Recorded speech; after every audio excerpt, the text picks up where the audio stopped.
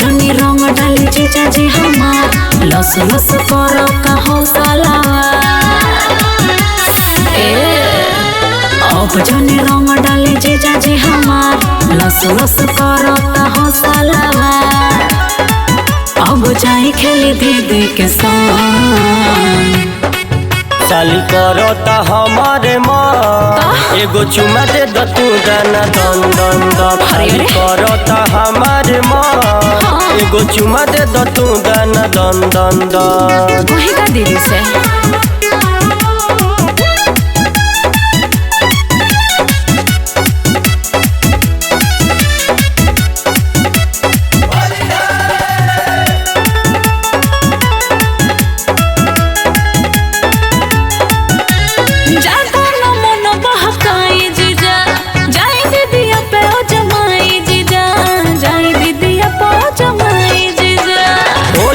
दिल मत तोड़ा ये साली नूरा तनी रंग हम डाली नूरा तनी रंग हम डाली।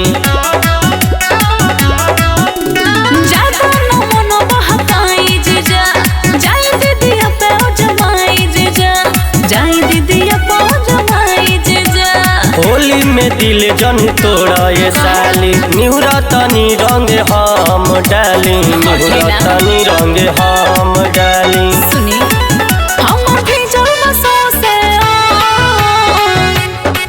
साली करता हमारा माँ एगो चुमा दे द तू दाना दन दन दन। साली करता हमारे माँ एगो चुमा दे द तू दाना दन दन दन।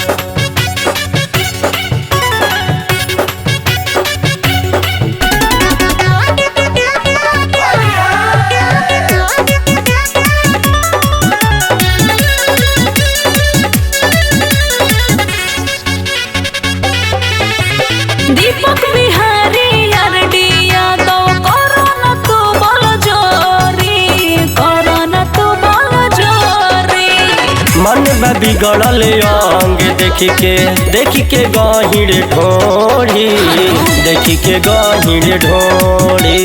अच्छा सुनी दीपक बिहारी यार डिया तो करो न तू बोल जोरी करो न तू बोल जोरी। मन में बिगड़ल अंग देखी के गहिर ढोड़ी देखी के गहिर ढोड़ी।